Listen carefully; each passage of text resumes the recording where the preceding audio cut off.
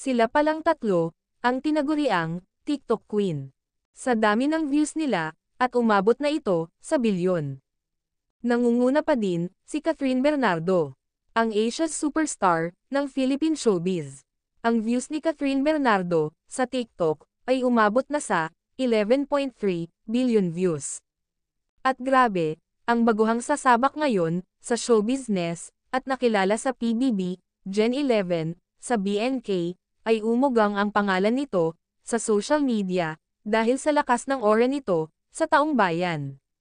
Kinagiliwan ng mamamayan si Sophia Smith, aka Fiang.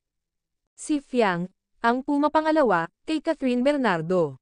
At ang binansagang teen queen ng Mega Magazine na si Fiang ay umabot na sa 11.2 billion views sa TikTok.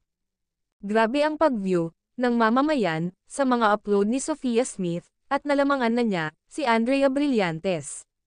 Si Andrea Brillantes ang pangatlo sa listahan bilang TikTok Queen. Ang Gen Z Queen ng Philippine showbiz. At nakamit din nito ang 7.6 billion views. Ito ay legit na legit guys.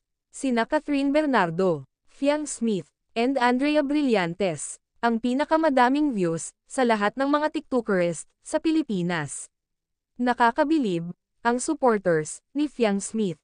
Di talaga siya iniiwan mula BNK hanggang sa outside world. Congratulations ladies!